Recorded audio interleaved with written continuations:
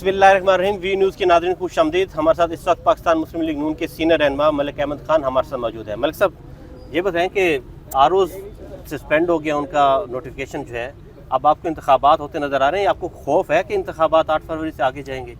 नहीं, मेरी ख्वाहिश है कि हो जाएं, और वो इसलिए है कि इस मुल्क में जो आइन तजवीज़ करता है कि निज़ाम हुकूमत कैसे हो, तो वो वोट के ज़रिए हो। और मेरी ये ख्वाहिश है, मैं ख़ुद एक वोट की क्रिएशन हूँ, मेरी ये ख्वाहिश है कि जो 8 तारीख़ इंतखाबात के लिए मुकर्रर की गई है वो बाहर सूरत होनी चाहिए।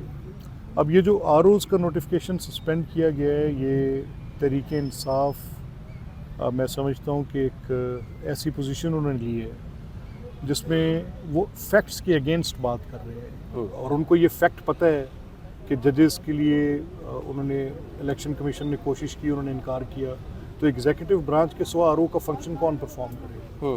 अब ये तो मुमकिन नहीं है कि पीटीआई के वर्कर्स को आरओ लगा दिया जाए। तो इसका मतलब है कि इमरान खान जेल के अंदर से बैठ के ये गेम कर रहे हैं? आप उनसे किसी भी बुरे काम की तवक्को कर सकते हैं। मतलब इस्लाम वो जेल में अडयाला में बैठे हैं और वो ये सारे प्रोसेस को मुलतवी करवाना चाह रहे हैं, और उनके साथ कौन है फिर वो जो ये उनकी मिसदाक ऐसे है कि अगर वो खुद नहीं है तो कोई भी ना हो, उनके लिए फिर सब फौत हो जाए।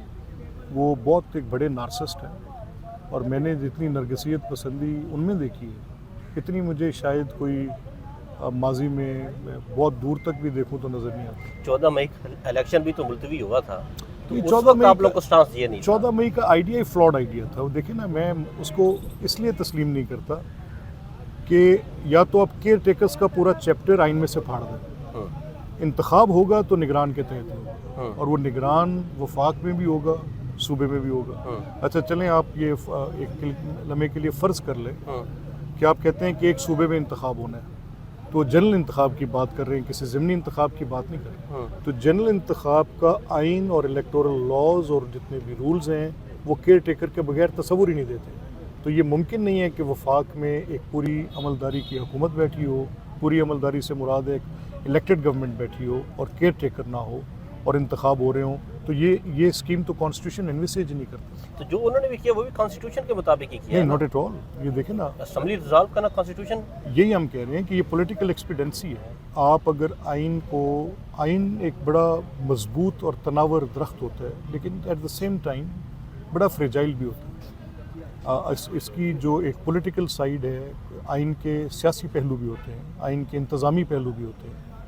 तो सियासी पहलू, ये बात ज़ेर बहस आ चुकी है। जब फ्रेमर्स ऑफ द कॉन्स्टिट्यूशन इस पर बात कर रहे थे तो उनके ज़ेर नज़र ये बात जो कॉन्स्टिट्यूएंट असम्बली की डिबेट्स में है उसके अंदर ये मौजूद हैं कि ये बात आई कि अगर कोई एक असम्बली की मुद्दत मुकम्मल होने से 2 महीने पहले, हालांकि तब केयर टेकर्स का निज़ाम भी नहीं था, तो उस वक़्त के जो आइन बनाने वाले थे उन्होंने इस बात को यकसर मुस्तरद कर दिया कि ऐसा कैसे मुमकिन है कि साइकिल को डिस्टर्ब, यानी आप एक साइकिल डिस्टर्ब कर रहे हैं और कह ये रहे हैं कि ये आइन के ताबे है। ऐसे नहीं होता। आइन की ये मंशा है कि मुल्क में इंतखाबात इकट्ठे हों, वो ये बात लिखता है, लेकिन साथ ही एक वो प्रोवाइज़ो देता है, गुंजाइश देता है कि आप असेंबली तोड़ सकते हैं। असेंबली तोड़कर 90 दिन की कदगन को सामने रखकर, और नेशनल असम्बली के इंतखाब में सिर्फ 3 महीने बाकी हैं, आप एक सूबे की असेंबली तोड़कर पहले अपनी हुकूमत इंस्टॉल करना चाहते हैं, तो आइन को मेलाफाइडी के साथ इंटीरियर मोटिव के लिए आप कभी भी नहीं इस्तेमाल कर सकते। तो इसका मतलब आप लोग समझते थे कि यहाँ पर हुकूमत पीटीआई की बन सकती थी अगर वो इलेक्शन का हो जाते तो? नहीं, देखिए, ये जब मैं आइन की बात करता हूँ तो मैं ये बात एक लार्जर कॉन्टेक्स्ट में करके कह रहा हूँ कि चाहे वो मेरी हुकूमत ही हो, अगर मैं ही वो हुकूमत बना लूँ तो फिर भी दुरुस्त नहीं है। तो आप लोग जब हुकूमत ख़त्म की है 16 माह की, उस वक्त आप लोग के इत्तेहादियों के साथ क्या डिसाइड हुआ था कि इलेक्शन वक्त पर होने चाहिए, नहीं होने चाहिए? किस जमात ने कहा था? क्योंकि आप तो आसिफ जरदारी कह रहे हैं कि इलेक्शन वक्त पर होते नज़र नहीं आ रहे, मौलाना फजलुर रहमान ये कह रहे हैं, अब आप लोग अलग हैं और वो अलग हैं। नहीं, देखिए, मैं बिल्कुल ये बात समझता हूँ कि मौलाना भी इंतखाबात चाहते हैं, लेकिन उनकी अपनी रीजनिंग थी जो उन्होंने बात की कि जैसे कौमी असम्बली है तो आप लीडर ऑफ द हाउस के इंतखाब ही नहीं कर सकते जब तक असम्बली पूरी ना हो। और उनका ये मौक़िफ़ था कि कुछ एरियाज़ केपी के और बलूचिस्तान के, आपको पता है वेदर ट्रेंड्स चेंज हो चुके हैं, आपको पता है कि लेट विंटर्स होते हैं, आपको पता है कि फरवरी में बड़ी शदीद बर्फ़बारी होती है।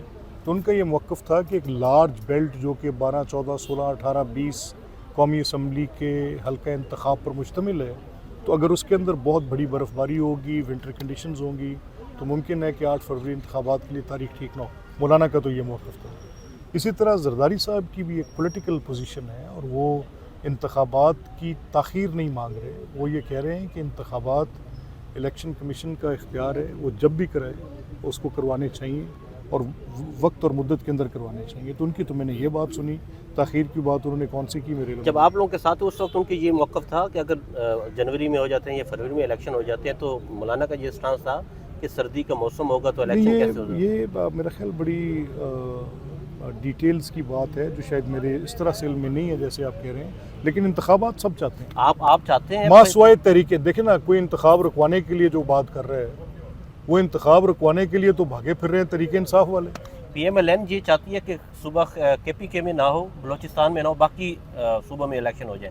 PMLN ये ख्वाहिश का नहीं, बिल्कुल नहीं चाहती। हम तो चाहते हैं कि इंतखाब हो। अमीर मुकाम वहाँ कह रहे हैं कि KPK में इलेक्शन ना हो। वहाँ आप अमीर मुकाम से बेहतर पूछ सकते हैं, मेरे इल्म में नहीं। मिलिट्री कोर्ट्स के हवाले से आप लोग की क्या राय है? नहीं, मेरी तो उसमें बड़ी कंसिडर्ड ओपिनियन है। मैं ये समझता हूँ कि ये दहशतगर्दों के लिए नहीं, ये सिंपलिसिटी एक्ट ऑफ टेररिज्म नहीं है। अच्छा, दहशतगर्दी आरिफ क्या होती है?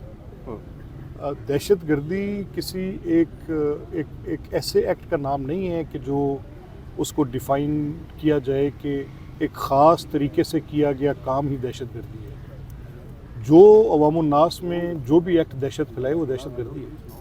लेकिन यहाँ मामला दहशतगर्दी से बियॉन्ड है। यहाँ पर पाकिस्तान की आर्म्ड फोर्सेस पर बाकायदा प्री मेडिटेटेड अटैक है, बाकायदा हमला है। एक ही वक्त में 32 जगह पर हमला है। कम से कम आपने पूरी पॉलिटिकल पार्टी को कन्वर्ट किया इन अनार्किस्ट। ये अनार्किज्म का झगड़ा है और ये झगड़ा आपने एक इंस्टीट्यूशन की तमाम इंस्टॉलेशंस पर हमला करके, ये सिंपल एक्ट ऑफ टेररिज्म नहीं है। तो ये अगर आप इसको कहते हैं कि ये दहशतगर्दी की अदालतों में इसका ट्रायल चलाएं, तो भी तो स्पेशल कोर्ट है ना। आप लॉ ऑफ द लैंड जो नॉर्मल क्रिमिनल प्रोसीजर है वहाँ तो नहीं उनको लेकर जा रहे। आप यहाँ भी कह रहे हैं कि दहशतगर्दी की अदालत है। हम ये कह रहे हैं कि या फिर आपको ये बहस कर लेनी चाहिए, ये बात फॉर वंस एंड ऑल तय कर लेनी चाहिए कि आप जो आपकी स्पेशल कोर्ट्स हैं जो मिलिट्री लॉज के तहत कायम हैं, फिर उनको ख़त्म कर दें। कल आप लोगों के ऊपर भी इस तरह के मुकदमात बने कि मिलिट्री कोर्ट अल्लाह मुझे वो दिन न दे जिस दिन मैं अपनी अफवाज पाकिस्तान पर ऐसा हमला करूँ। अच्छा मलिक साहब, कल आप लोगों की मुलाकात हुई है IPP के लोगों के साथ, उन्होंने तो बड़ी 28 सीटें मांग ली हैं। नहीं, वो मेरे तो दोस्त हैं, दरीना दोस्त हैं, हम वैसे ही मिलते रहते हैं। नहीं, कसूर में उन्होंने हाशिम डोगर की सीट मांग ली है, तालिब नकई की मांग ली है, आसिफ नकई की मांग ली है, तो वहाँ दे रहे हैं आप लोग सीट? नहीं, कोई ये कतई तौर पर कोई ऐसी बात कि सीटें दे रहे हैं कि नहीं दे रहे, या इत्तेहाद हो रहा है या नहीं हो रहा, ये हम तो उनके साथ एक बातचीत में हैं और जो आगे होगा फैसला वो लीडरशिप करेगी। अच्छा, ये बताते हैं कि अलीम खान ने भी लाहौर से सीट एडजस्टमेंट का मुतालबा कर लिया। उन्होंने कहा मुझे सीट दी जाए। जहांगीर तीन भी लोधरा से मांग रहे हैं, मतलब कि दो बड़ों ने अपनी सीट एडजस्टमेंट मांग ली है। तो नून लीग कुछ सोच रही है कि इन्हें दे दी जाए जहांगीर तीन और अलीम खान को लाहौर से? नहीं, देखिए, मैं इस पर कोई हतमी बात नहीं कह सकता। ये हमारी कल उनसे मुलाकात हुई है और उसमें कुछ बातचीत की। जितनी तफसील से आप नंबर्स दे रहे हैं और जितनी तफसील से आप नाम दे रहे हैं, इतनी तफसील से कम उन्होंने नहीं। आपने कल लिस्ट तो देखी थी, उन्होंने लिस्ट आपको प्रोवाइड तो की थी। वो लिस्ट जो मेरे हाथ में थी वो शायद नेम्स ऑफ कैंडिडेट्स के साथ साथ लोगों के क्रेडेंशियल्स की थी, और वो तो एक पूरी इनलार्ज पूरे पंजाब की लिस्ट थी। अच्छा, आखिरी सवाल आपसे कि मियाँ साहब दोबारा एक स्पीच भी कर रहे हैं, खिताबात भी कर रहे हैं, तो वो बार बार इंतकाम और पिछली बातें दोहरा रहे हैं कि जिन जजेस ने फैसले दिए एमन फील्ड में, अल अजीज़िया में उन्हें सज़ा हुई। दूसरा, वो फैज़ और जनरल बाजवा के हवाले से बात कर रहे हैं, तो वो मौक़िफ़ रखते हैं। आप चाहते हैं जनरल बाजवा का एहतसाब हो जाए? आपके तो बड़े दरीना दोस्त हैं वो। अच्छा, देखें, मैं ऑनेस्टली दो बातें आपसे कहूँ। मेरे लिए मशअल राह है जो मियाँ साहब इस मुल्क की तरक्की के लिए कहते हैं, और जहाँ तक उनका ये गिला है कि मेरे साथ ये सब कुछ क्यों हुआ, ये भी अपनी जगह साहिब बात है। और मुझे इस बात का यकीन है कि मैं मियाँ साहब की शक्ल में, देखें ना, मेरे गिर्द इस वक्त आप सियासी जो लोग हैं उनको आप देख सकते हैं कि कौन है। आप पॉलिटिकल पार्टीज़ के सरबराहान को देख सकते हैं कौन है। तो द ओनली पर्सन जिसमें मैं अपनी होप इन्वेस्ट कर सकता हूँ वो मियाँ नवाज शरीफ है।